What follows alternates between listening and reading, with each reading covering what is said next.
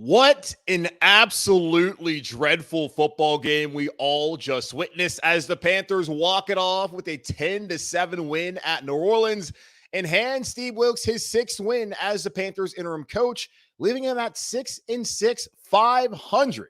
As David Tepper now has a decision to make. What will that be? Well, we'll break it all down right here on Locked On Panthers. You are Locked On Panthers, your daily Carolina Panthers podcast. Part of the Locked On Podcast Network. Your team every day.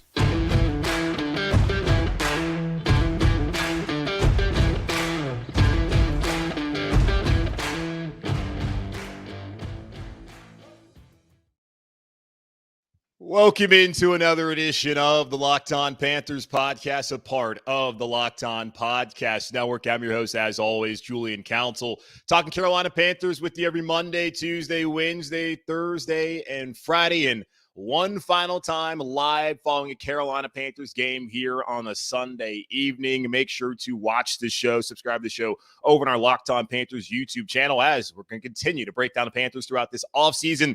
A very important offseason for Panthers owner David Tepper, and for, of course, plenty of these players as they'll wait to see what their future may be and who will be the starting quarterback in 2023. We have 4 months to get into all of that. So, again, make sure to check out the show wherever you listen to your favorite podcast. Just be sure to rate, review, and subscribe so you never miss a single episode. And be sure to follow me on Twitter at Julian Council, where every single Friday here on the show, I answer your weekly Friday mailbag questions. Participate in this week's edition of the weekly Friday mailbag on Locked On Panthers, either at me or DM me over on Twitter at Julian Council.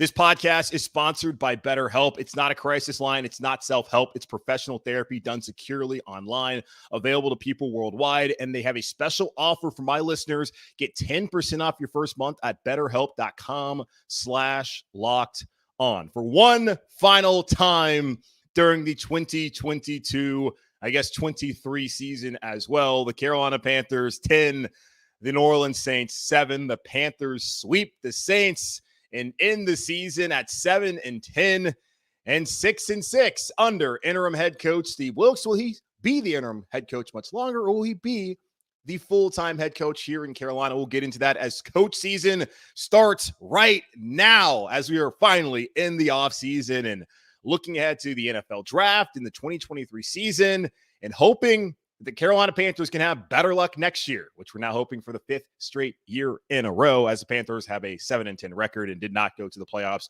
once again. But let's talk about this game briefly. And by briefly, I mean like very brief. This was a dreadful game to close out the season. We knew going into it that there wasn't too much to play for as far as record-wise goes. I looked at the draft order and I wasn't too concerned, because the Panthers are going to get Bryce Young or CJ Stroud. And by the way, Bryce Young is now a possibility since the Texans went and won and blew their chance at the number 1 pick. But it's going to cost a king's ransom. We're going to get into that later as well. But the Panthers wanted Bryce Young. They wanted CJ Stroud. They're going to have to trade up. They start off the week sitting at 9th. Right now, looking at it, they're still 9th in the top 10 of the NFL draft. Win, lose, didn't matter. They're going to have to move up into likely the top 3 if they wanted either the top 2 quarterbacks in this draft. And I thought going into the week it would be CJ Stroud. So I was not too concerned about how winning would affect the Panthers draft position. What was happening elsewhere in the NFL was really what I was concerned about as far as the Panthers draft position would be heading into the 2023 draft. So the Panthers did have something to play for as far as finishing the job for Steve Wilks. And Wilks came out last Sunday following the Buccaneers game that, hey, we're going to finish. That's what men do. He reiterated that on Monday and Wednesday and Thursday and Friday throughout the entire week. He let it be known. It's like, look, y'all, we're not tanking. He said that 13 weeks ago, and he said, I got 13 weeks to do it my way. I'm not worried about the guys that are not here. I'm not worried about me and my future. I'm going to take it one day at a time. So he let us know that on Monday, he was going to try and win. On Tuesday, he was going to try and win. On Wednesday, he was going to try and win. Thursday, Friday, Saturday, all the same. And you damn sure know on Sunday, he wanted to win this game. Now, did his team want to win? Because in the first half offensively, they were god awful. Ran only 8 plays in the first quarter for 25 yards. Sam Darnold was 2 of 8 for 4 yards in the interception in the first half. The offense only had 60 yards total. But they did come out in the second half and they set the tone with a 14-play, 82-yard drive that took up 8 minutes and 15 seconds to open the half. Also, Deontay Foreman got run after he and Marcus Davenport, came to blows. Now, Foreman only kind of hit him in the chest, so I didn't really think it really warranted being thrown out of the game. But I guess a punch is a punch, whether it's a closed fist or an open fist. Not a huge deal. He did cost himself the opportunity to have a 1,000-yard season. He was terrific, and we'll have plenty of conversation of whether he should come back later on this season or, come back for next season, as he will be a free agent for the Carolina Panthers and the rest of the NFL. But the Panthers set the tone coming out in that second half and going down, scoring a touchdown. And the defense had multiple stops on fourth down. We're able to get turnovers, and they kept this team alive while the offense was just not good all day. Sam Darnold finished 5 of 15, 43 yards, 2 interceptions, and a 2.8 passer rating. Sam played good football for the first 4 weeks. I didn't even think he was bad last week. You had the fumble. That was really Bradley Bozeman, and we saw it again happen on Sunday in the Panthers win against New Orleans, but Sam didn't jump on it last week. He was able to pick it up this week and run away, so that worked out. He had the bad interception last week, had 2 bad interceptions again today, and then the fumble that cost that end of the game. That was really on Ike Ekwonu. So we've seen Sam Darnold play 3 or 4 weeks of good football, but after that, he turns back into a pumpkin. So can he be a bridge guy? Not loving it as much after the last 2 weeks as I would have a couple weeks ago. I'm still fine with bringing him back as a backup, but certainly not to be the starter for the Carolina Panthers, even if they have a rookie on the roster next season. So Sam Darnold, not a great game for him, but it makes it all the more hilarious that this was the time where Sam Darnold led his first and likely only fourth quarter comeback and game-winning drive for the Carolina Panthers.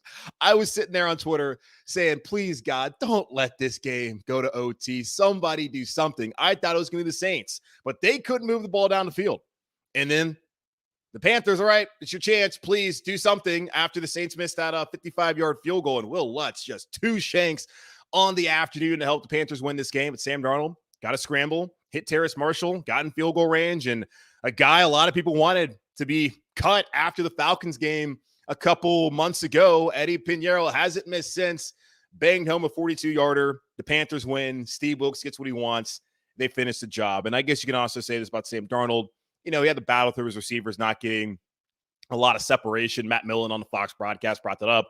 Also a patchwork offensive line. And if there's really any storyline that comes off of what actually happened on the field on Sunday, aside from, I guess, Wilks and what this now means for his status moving forward, potentially as being the full-time head coach, it's the status of Brady Christensen and Austin Corbett, the 2 Panthers starting guards who started every single game this season. And last year, the Panthers did not have continuity on the offensive line. They didn't have a great offensive line anyways, but they didn't have the continuity, which certainly would have helped them. This year, they've had that. Even when they lost Pat Elflein for the season, Bradley Bozeman, who I thought was going to come in and be the starting center anyways before he suffered an ankle injury during the preseason and training camp. He came in and he's been terrific, and I hope the Panthers can re-sign him. But Christensen getting carted off the field with a left leg injury in the first quarter, then being replaced by Michael Jordan, which I thought was interesting. Michael Jordan, by the way, did go on to become the first Panthers O-lineman to score a touchdown. I didn't have that one on the bingo card this season. Cade Mays did get an opportunity later on, as Austin Corbett also left the game with a left knee injury after Sam Darnold's first half interception. He walked off on his own, but did not return in the second half. If either one of those things are serious, that's not good news for the Panthers. We've seen the player like Matt Paradis, who came off of a leg injury, and he started that first year in Carolina. He was not good. It took him a while to get back to that kind of player. And you do not want to be in a situation where Brady Christensen and or Austin Corbett are coming off of significant leg injuries after the last game of the season. And then that it hurts their ability to be available for OTAs, mandatory minicamp, and of course for the training camp and in preseason. So fingers crossed to hope that that's neither one of those are serious, because that's not what the Carolina Panthers want after finally finding a cohesive, talented group on the offensive line.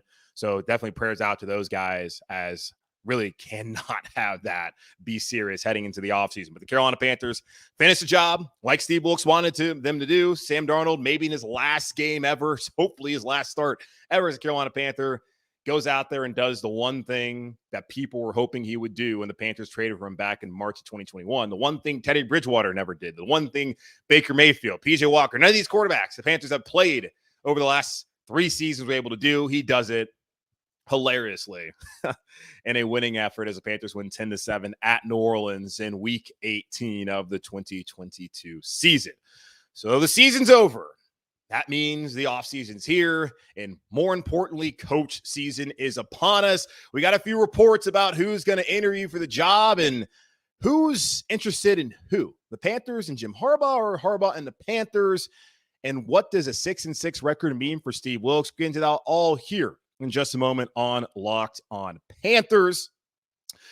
But first, this episode is brought to you by Tommy John. Winter mornings are brutal, so here's my tip for tackling the day in comfort. Grab new Tommy John loungewear and take cozy wherever you go. When you start the year in Tommy John, you're that much more comfortable, so you can do everything better. Tommy John loungewear, pajamas, and underwear have dozens of comfort innovations like luxurious soft tri-blend and micro-modal fabrics with four-way stretch and no lint balls or fuzz. With over 20 million pairs sold and thousands of five-star reviews, people love Tommy John. That's why Tommy John doesn't have customers. They have fanatics. And right now, get 20% off your first order at TommyJohn.com/lockedon. That's 20% off right now at TommyJohn.com/lockedon. See site for details.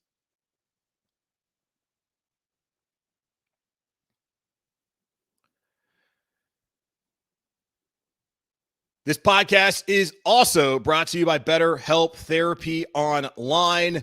Unfortunately, life does not come with a user manual, so when it's not working for you, it's normal to feel stuck. Therapists are trained to help you figure out the cause of challenging emotions and learn productive coping skills, which makes therapy the closest thing to a guided tour of the complex engine called you. BetterHelp has connected over 3 million people with licensed therapists. It's convenient, secure, and accessible anywhere and 100% online. Everyone deserves to feel their best. BetterHelp makes it easier to get started. As the world's largest therapy service, they've matched millions of people with professionally licensed and vetted therapists available 100% online. All the benefits of in-person therapy, plus it's more convenient, more accessible, and more affordable. Just fill out a brief questionnaire to match with a therapist. If things aren't clicking, that's fine. You can easily switch to a new therapist anytime. It couldn't be simpler. No waiting rooms, no traffic, no endless searching for the right therapist. Get unstuck with BetterHelp. Learn more and save 10% off your first month at BetterHelp.com/lockedon. That's BetterHelp, HELP.com/lockedon.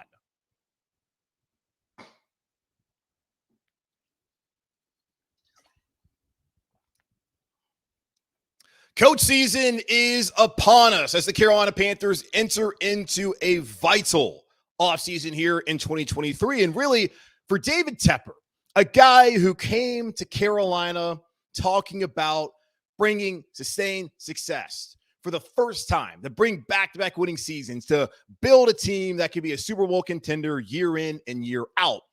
Since saying all that, the Panthers have been terrible, and he has had a losing record as the owner. I don't necessarily put the 18 and 19 seasons on him when Ron Rivera was his head coach and Cam Newton was falling apart before our eyes. Unfortunately, still so heartbreaking to see that happen. Maybe you can put 2019 on him if you want, considering he could have got rid of Rivera after 18 when they fell apart, but we knew a lot of that was Cam, but didn't decide to do that. Brought back Ron Rivera, fired him with 4 weeks left in the season in 2019, and then told us all the things about sustained success and yada, yada, yada. He did a lot of good things, like being patient to build the business side, but you've seen a lot of those folks who worked in the executive positions at Tepper Sports Entertainment are no longer here in Charlotte. He also put the logo at midfield, which is immaterial to winning, and I could not care less, but cool. Take the shield off. That's going to make people happy. It did briefly, but when you lose, it doesn't really matter. He drank beer at the Roaring Riot and did all that kind of stuff. People love David Tepper. But now, after Rock Hill, after the constant quarterback changeover, Matt Rule being the head coach, people are kind of out on David Tepper. So this is a very important hire for his perception here in Carolina. It's great. You brought soccer here. People really loved it. I think it's a great piece of our community. But most folks in this city do not give a damn about Charlotte FC and whether they win or lose. What matters most is the football team. And don't you come asking for our money to build you a stadium you can pay for on your own until you fix the football. So David Tepper, main job this offseason, fix the damn football. Emphasis on damn. because I am so sick and tired of this carpetbagging Yankee making my hometown team into one of the worst football teams in the National Football League, which means first and foremost, you got to get the head coaching hire correct. We know all the context that went into the 6-6 period of time that Steve Wilks had over the last 13 weeks in 12 games as the Carolina Panthers interim head coach. Matt Rule, 1-4, get out of town, did a terrible job the way of the Panther. That never worked out. The brand, the process, Jay-Z, whatever. The brand here in Carolina is always going to be keep pounding. And Steve Wilks understands that from his time previously here, and also by being a native Charlottean, he understands what those words mean. And he showed that. And he was able to build an identity for this team to play physical defense, to be physical at the line of scrimmage and win up front and running the football. They put a stat out there on Fox today just of the disparity, the differential from when the Panthers win and when they lose in terms of rushing the football. And it was the largest differential since like 1985, if I recall looking at that correctly. So when the Panthers won, they ran the ball well. When they lost, they did not. But we knew what the formula was. For Matt Rule's Panthers, we just knew as long as they didn't give up 17 points, they can win the game. And that's comical for that to have been the case. Christian McCaffrey was gone, but yet they became one of the best rushing teams after week 12 with Chuba Hubbard and Deontay Foreman in this offensive line, and still having Sam Darnold, who played some of the best football of his career over the last 6 weeks. While the last 2 weeks weren't great, Sam still looked better than he had before, but he's still not great. And you got to move on to find another starting quarterback. But he won games with PJ Walker. He won games with Sam Darnold. They were somewhat competitive, again, with Baker Mayfield at the Ravens, but not really all that. No Robbie Anderson. He hasn't done anything in Arizona anyways. The multiple assistants that he fired or replaced or followed Matt Rule, all of that's happened. And this team sits at 6-6, and every single player in that locker room that's been asked has answered that they want Steve Wilks to be their coach moving forward. They want that man to be their leader. And we get so caught up every year during the NFL hiring cycle about like, oh man, who works for this top team? Because we're going to hear about it. Philadelphia, going to be a top seed in the AFC. We got to get Jonathan Gannon, man. Defensive coordinator on the top team. Let's go get him. Oh, Shane Steichen, look what he's done this year. OC's obviously a genius. Let's go get that guy. All the time, that's what people want to do.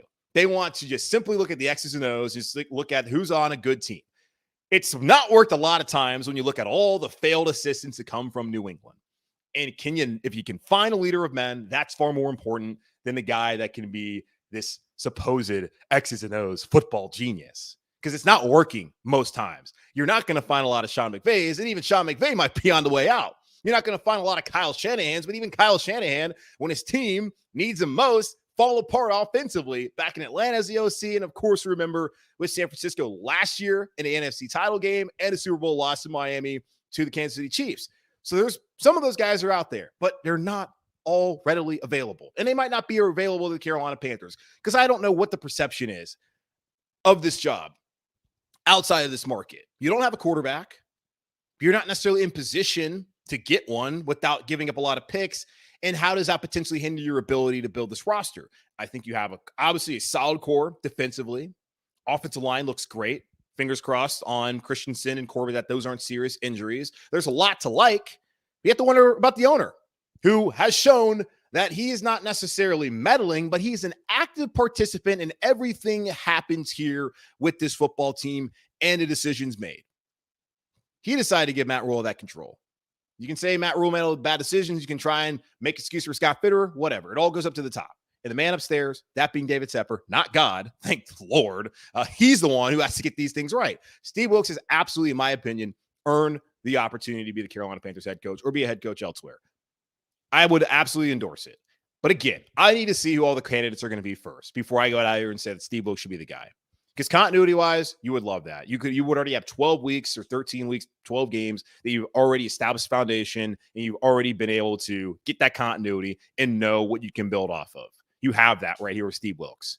I want to see who else is available. I want to see who else actually wants to come to Charlotte before officially being like, all right, Steve Wilks, that's the guy. Because if it's Steve Wilks, I have no problem with it. But apparently, according to Jay Glazer, the Panthers are set to interview former Indianapolis head coach Frank Reich, who also spent time here in the inaugural season for the Carolina Panthers. He's an offensive guy, an experienced head coach, which reportedly from multiple sources, Dan Graziano, I think might have been the first to say that. We've seen locally, Joe Person, and really anyone out there has said David Tepper wants to find an offensive guy, but also someone who has experience. And Frank Reich checks both of those boxes. Jim Caldwell, also experience, offensive guy as well, checks both of those boxes. Oh, yeah, he also checks the box of black man, so we can bring him in. Rooney Rule. You have to interview two minority external candidate or external minority candidates. Jim Caldwell will be one of those guys. Has not been in the league as a coach since 2019, whether it's been in a head coach or an assistant role. So I don't really know. He's like in his late 60s. Don't necessarily think that's an actual option for Carolina, what David Tepper wants to do. But those are two guys, according to Jay Glazer of Fox, who will interview. I'm cool with Frank Reich. I'm cool with Jim Caldwell, honestly, because the Lions have sucked. I just don't know how seriously David Tepper is going to take that, but we'll see what comes of that. Jonathan Jones, who used to write for the Charlotte Observer, used to cover the team here, also now works at CBS, and he is the lead NFL insider. You can watch him on the NFL Today, the pregame show ahead of every game on CBS throughout the playoffs and, of course, throughout the season. He wrote on CBSSports.com on Sunday that Jim Harbaugh, who spoke to David Tepper recently, that it's been Harbaugh who is more interested in Carolina than Carolina being interested in Harbaugh.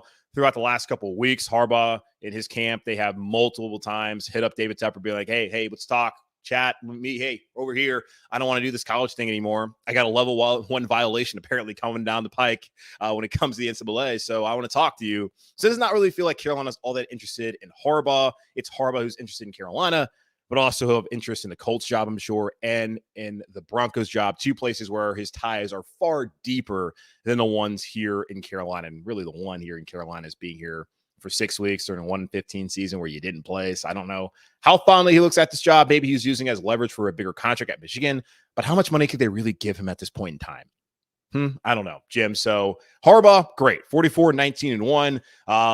Went to the Super Bowl, lost to his brother. Went to 2 other NFC title games his first 3 years. Every single time that they lost in the playoffs, they lost to the eventual Super Bowl champion. So that's the only team that could take them down at the end of the day. Went 8-8 his final year before heading back to his alma mater up in Ann Arbor at Michigan. I do wonder whether he's going to be collaborative, whether Scott Fitterer can stay on, because I've seen reports that depending on if Tepper falls in love with a head coach, that coach maybe could bring his own GM and Scott Fitterer might be out. Harbaugh sounds like a guy who wants personnel control. And based on what Tepper told us a couple months ago after he fired Rule, that's probably something that he would not do again. But might he make the same mistake? Or might he decide to do that because Jim Harbaugh has had success as head coach in the NFL? Maybe he thinks that makes more sense to move on from Scott Fitterer and have Harbaugh have complete control. I don't know. But those right now, 3 names that we know are, 2 names, Reich and Caldwell, who are absolutely going to interview for the job. And then Harbaugh, interested in Carolina. Not quite sure how interested David Tepper and the Panthers organization are interested in him. So we'll see, as interviews should start happening this week, as I went over with y'all on Friday during the weekly Friday mailbag. We'll find out more about who's going to be here. That's why check out the podcast. Going to have it basically daily updates. Tomorrow, they're going to have cleaning out the locker room. So we'll look at the whole season, do a postmortem, hear what the guys have to say, break that down. But after that, moving forward, it's going to be a lot of coaching search talk for at least the next 3, maybe 4 weeks, as the timeline likely end of January, first week of February, right before the Super Bowl. That's when the Panthers should have their head coach named and announced and reported and all of that kind of stuff. Now, coaching, that's the most important thing right now. Find who the head coach is. But things got complicated as far as the draft goes because the Houston Texans, and remember, players don't tank. The organizations can try to tank, but players are not out there tanking. And they show that as they won a game that likely, possibly, maybe cost him Bryce Young. It cost him number 1 pick. Did it cost him Bryce Young? Has it now opened up a 4-month nauseating discussion of should the Carolina Panthers give up the farm for Bryce Young? Oh, God. We'll get into that here in just a moment on Locked On Panthers. But first, this episode of Locked On Panthers is brought to you by Ultimate Football GM. I'm really geeked out by our new partner and sponsor of today's episode, the mobile game Ultimate Football GM. Ever dreamed of becoming an NFL GM and managing your own football franchise? Well, your dream can come true, and this game is definitely for you. Manage every strategic aspect of your team, play through the season, and lead your team to glory. You're responsible for hiring the right coaches and coordinators, something that David Tepper desperately needs to do, trading players, making draft picks, navigating your franchise through free agency and the draft, and all the ups and downs of a season. All this in a challenging and realistic game world. Ultimate Football GM is completely free and playable offline. Play on the go as you want and when you want to. Locked On Panthers listeners get a 100% free boost to their franchise when using promo code Locked On in the game store. That's Locked On in all caps, so make sure to check it out today. To download the game, just visit ultimate-gm.com or look it up in the app stores. That's ultimate-gm.com. Ultimate Football GM. Start your dynasty today.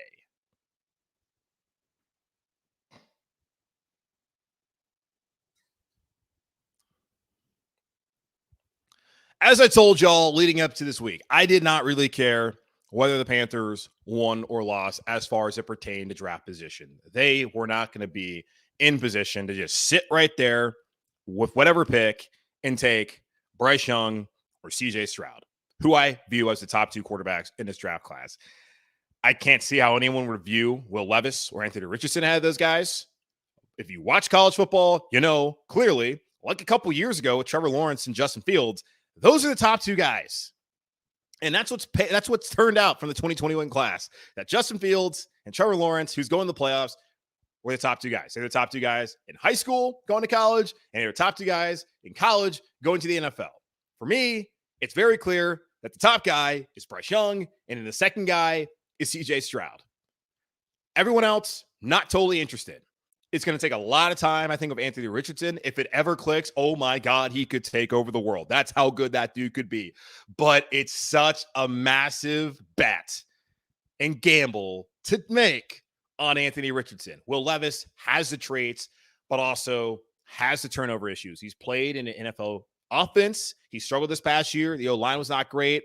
I think he had good enough weapons. And in the scheme, I guess, just didn't work out for him. I don't know. But Will Levis, probably the third guy.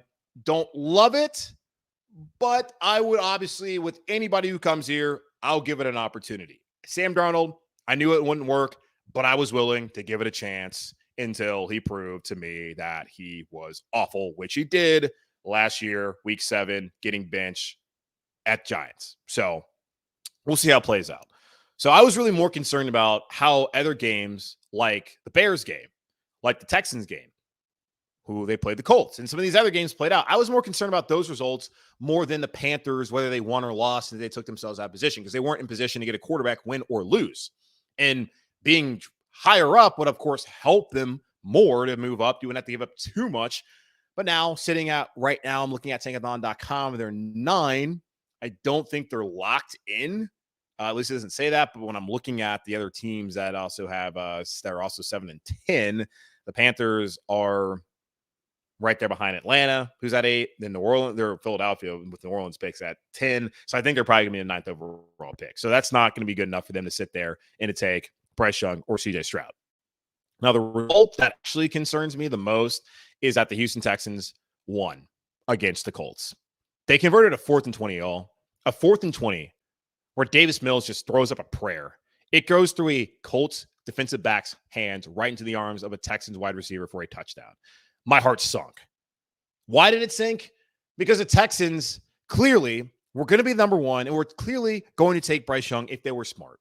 I don't know if Nick Caserio is going to still be the GM. I don't know if Lovie Smith's going to be head coach. Don't necessarily care. It's very simple. Take Bryce Young. He's the best guy. Then after that, the Bears at number 2. I don't know what they wanted to do. I don't know what their plan would have been had they had a number 2 pick. But to me, there's Will Anderson. There's a lot of good players. Do you have to leverage it for a ton of picks? But I think leveraging the second pick for picks is a lot different than the number 1 pick, especially knowing the team behind you in Houston needs a quarterback, and teams in Indianapolis who, depending on how things go this afternoon, so it's 5:09 as I'm recording this right now, the game that you need to be most concerned about, in my opinion, is the Broncos Chargers game, which is currently tied at 7. Chargers are second and goal at the Denver 3. So the Chargers need to win. They have nothing to play for at this point in time. They've already clinched the 5 seed with the Ravens loss to the Bengals. They're going to be the 5 seed, win or lose, based off of what they win. Of course, have a better record, but based off of a tiebreaker, which would be conference win percentage, the Chargers are going to be the 5 seed. So they have nothing to play for. But you need the Chargers to win because that likely allows the Broncos, who traded their pick to the Seahawks, for the Seahawks to be up there in the top 3 and ahead of Indianapolis. The Panthers in Seattle feels like the most likely option to trade for Carolina and not to get completely fleeced because John Snyder, Scott Fitter have a long relationship, Pete Carroll as well. I don't think they're going to be unfair and ask them for more than, the Bears in the situation at number 1 would for Carolina because the Panthers going to have to give, I think, a lot more to move up to number 1 than they would to move up to number 3.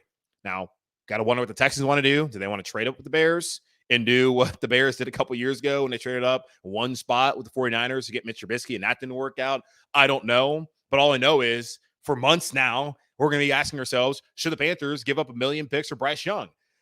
I don't hate the idea necessarily. I don't want to do it. Honestly, I would rather not have to be in that position. The Panthers have their own first-round pick, which just looks like to me number 9. They have their second-round pick. They also own the 49ers' second-round pick. They have the 49ers' third-round pick, their own fourth-round pick, the 49ers' fourth-round pick, and their own fifth-round pick. They have the ammunition to move up in the draft to get a quarterback and likely have to give up next year's first-round pick. But what I don't want to necessarily give up is 2025's first-round pick, which right now that feels like the Panthers will have to do that to get up to number 1 and to get Bryce Young.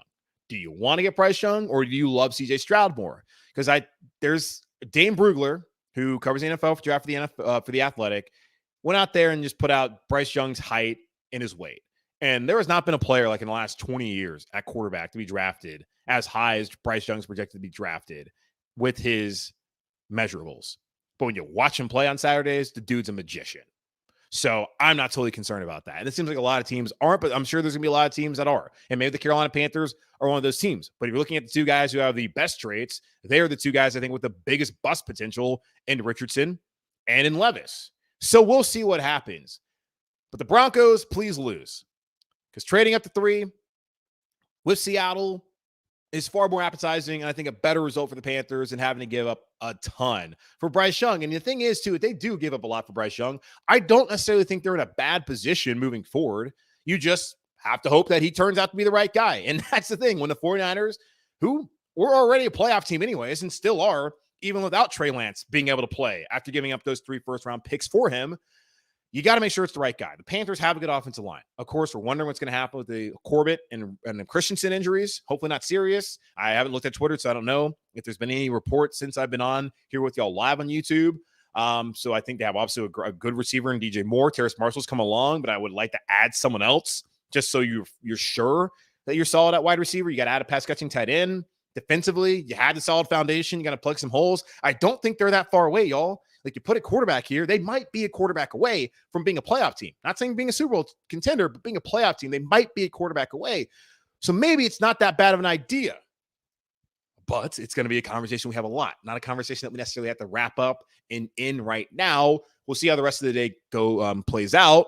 As again, recording this 5:13 on Sunday, following the Panthers game. Don't know the results of these West Coast games where the Panthers are going to actually be sit in the draft and where teams like the Colts might be, because the Colts could be 3, 4, or 5. They got a top 5 pick, and they need a coach, of course, but also a quarterback.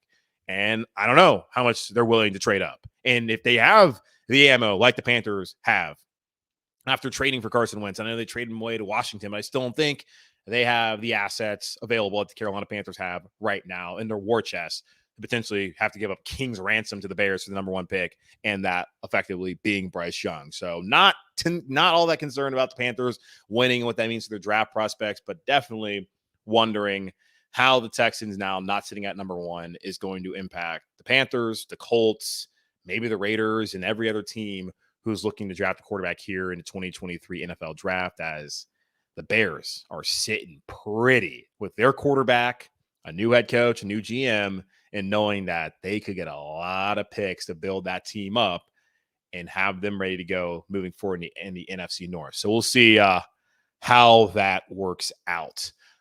But again, y'all, Stay tuned here all offseason on Locked On Panthers. It's a daily podcast. Of course, don't listen every day. You don't have to. I mean, I would love for you to do, but I get it. You don't have to listen every day.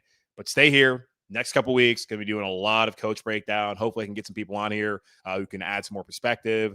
Certainly, Jay Jonathan Jones, going to have to talk to him, get him on here, talk about what's going on, get some perspective from people maybe in other markets on what they think about the Panthers. I don't know. So we're going to have plenty of that content going on throughout the rest of the offseason. If it's your first offseason with me, thank you for chilling with me all season long for this 7-10, this roller coaster, weird-ass season. Ended up not being a great season, but ended up maybe yielding the future head coach here in Carolina in Steve Wilks. Going to talk about all of that throughout the rest of the offseason, next 4 months and beyond that until we get down to training camp once again, which I guess is going to be at Wofford considering how things played out in Rock Hill. So thank you so much, everyone who's watched the show, listened to the show throughout the season. I know there's probably going to be plenty of people who are going to be like, all right, I'm not really trying to do the whole offseason thing. I'm going to move on and I'll see you again in August, Julian. I don't know how it's going to work out, but I am very thankful to all of y'all. We've gotten over 4,200 subscribers over on YouTube when we started that back in February. So it's almost been a year and y'all have been fantastic there. Appreciate everyone who's followed on Twitter, everyone who listens to the podcast, wherever you listen to your favorite podcast. Appreciate all the support throughout the season. And again, stay right here. I'm not going anywhere. It's a daily podcast. Pick and choose the episodes you want to listen to. Listen to all of them if you want. And I will give you the best updates I can throughout this whole coaching search and what happens throughout the offseason and yada, yada, yada. So with all that being said, that's going to wrap up this edition of the Locked On Panthers podcast, part of the Locked On Podcast Network, hosted by yours truly, Julian Council. Again, y'all, make sure to watch our show. Subscribe to the show over on our Locked On YouTube channel, Locked On Panthers YouTube channel, rather, where I will be live at some point in time. Don't know when during the offseason, but I'll be live and I'll break down whatever breaking news that we have. So be sure to subscribe there so you can tune in.